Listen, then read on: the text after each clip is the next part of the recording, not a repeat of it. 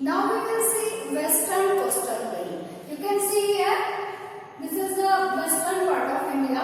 अगर western coastal plane की location की बात करते हैं तो वेस्टर्न कोस्टल प्लेन वेस्टर्न घाट और अरेबियन सी के बीच में है।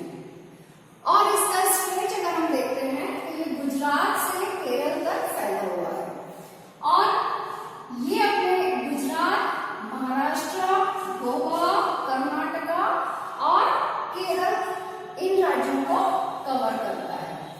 अब अगर इसकी हम चौड़ाई की बात करें तो आपने देखा था कि ईस्टर्न कोस्टल प्लेन की विड्थ थी 125 किलोमीटर, लेकिन वेस्टर्न कोस्टल प्लेन की अगर हम चौड़ाई देखते हैं तो ये सिर्फ 65 किलोमीटर है, यानी कि ईस्टर्न कोस्टल प्लेन के कंपैरिजन में ये नैरो पार्ट है, कम चौड़ाई वाला और सकरा पार्ट है।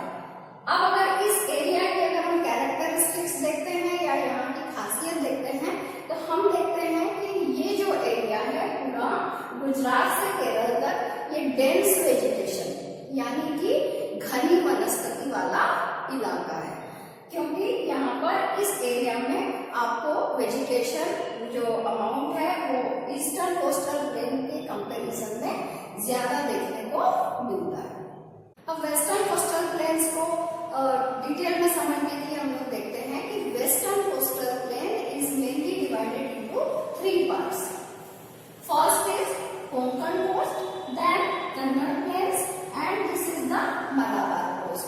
अब कोंकण कोस्ट को हम देखते हैं तो कोंकण कोस्ट की जो टोटल लंबाई है, लेंथ है, वो है 530 किलोमीटर और अगर हम इसकी चौड़ाई की बात करते हैं तो ये 30 to 35 किलोमीटर विड्थ इसकी या चौड़ाई इसकी देखने को मिलती है और ये स्पेशली मुंबई और गोवा का इलाका कवर करता है।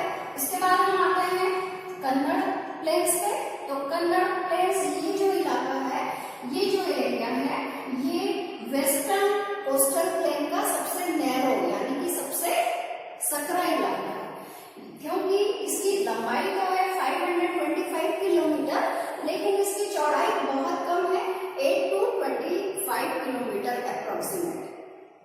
अब हम चलते हैं मलाबार कोस्ट की तरफ। मलाबार कोस्ट ये पूरा एरिया जो है बहुत ही ब्रॉड है। इसकी अगर लेंथ की हम बात करते हैं तो 550 किलोमीटर इसकी लेंथ है और इसकी विड्थ है 20 to 100 किलोमीटर। और ये जो एरिया है स्पेशली बैक वाटर्स या लगून्स के लिए जाना जाता है। बैक वाटर्स या लगून्स क्या होते हैं? ये छोटे छोटे खारे पानी की झीलें होती है, सॉल्ट वाटर लेक्स होती हैं और ये जो है सेपरेट होते हैं मेन सी से, separated through the sand rocks और सैंड या सैंड रॉक्स के थ्रू ये मेन सी से सेपरेटेड छोटी छोटी खारे पानी की झीलें होती है, जो कि स्पेशली मलाबार कोस्ट में केरल वाले इलाके में हमें देखने को मिलती है। अब इस एरिया के अगर हम क्लाइमेट की बात करते हैं तो कोस्टल एरिया है, आपको पता है कि कोस्टल एरिया में हमेशा क्लाइमेट जो है मॉडरेट या ह्यूमिड होता है, तो यहाँ भी वेस्टर्न कोस्टल प्लेन को जब हम देखते हैं तो वेस्टर्न कोस्टल प्लेन का जो क्लाइमेट है वो यहाँ ह्यूमिड है। अब ईस्टर्न कोस्टल प्लेन में हमने देखा था कि यहाँ पर रेनफॉल और मॉनसून विंटर में होता है, लेकिन यहाँ पर इसका उल्टा है, यहाँ पर रेनफॉल जो है मॉनसून में होता है। मॉनसून जब आता है तब उसी समय यहाँ पर इस पूरे एरिया में रेनफॉल या बारिश होती है। इसका जस्ट अपोजिट था ईस्टर्न कोस्टल प्लेन, वहां पर रेनफॉल जो है वो विंटर में होता था। तो आई होप कि ये दोनों ईस्टर्न कोस्टल प्लेन और वेस्टर्न कोस्टल प्लेन आपको बहुत अच्छे से समझ में आ गया है। आप इन दोनों कोस्टल प्लेन्स को एक बार अपनी टेक्स्ट बुक से फिर से पढ़ेंगे।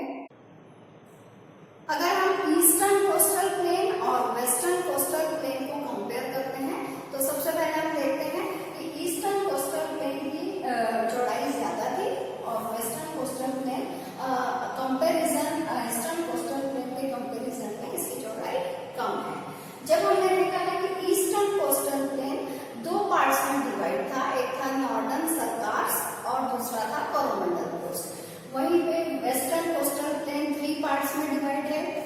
Konkan coast, Kannada plains and Malabar coast.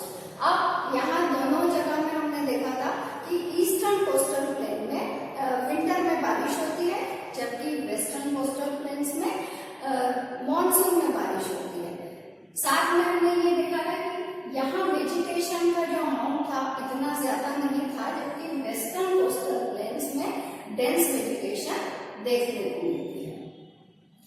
आपको हमने बताया था कि ये जो ईस्टर्न कोस्टल प्लेन है, यहाँ पर मेन जो पोर्ट एरियाज हैं वो है पारादीप है, विशाखापट्टनम है, तूतीकोरिन है, चेन्नई है। और यहाँ वेस्टर्न कोस्टल प्लेन की अगर हम बात करते हैं तो यहाँ का मेन जो पोर्ट है वो कोच्चि है। आई होप कि आपको ये अच्छे से समझ में आ रहा है। अब चूंकि दोनों ही कोस्टल प्लेन्स हैं, इसलिए अगर हम क्लाइमेट की बात करते हैं तो क्लाइमेट दोनों ही जगह ह्यूमिड है। सिर्फ रेनफॉल का डिफरेंस हमने देखा था, यहाँ विंटर में होता है और यहाँ पर रेनफॉल मॉनसून में होता है। ऑक्यूपेशन की अगर बात करते हैं तो दोनों ही कोस्टल प्लेन्स में जो लोग रहते हैं वो लोग एग्रीकल्चर के साथ साथ फिशिंग उनका मेन ऑक्यूपेशन है। आई होप कि आपको ये लेसन बहुत अच्छे से क्लियर हो गया।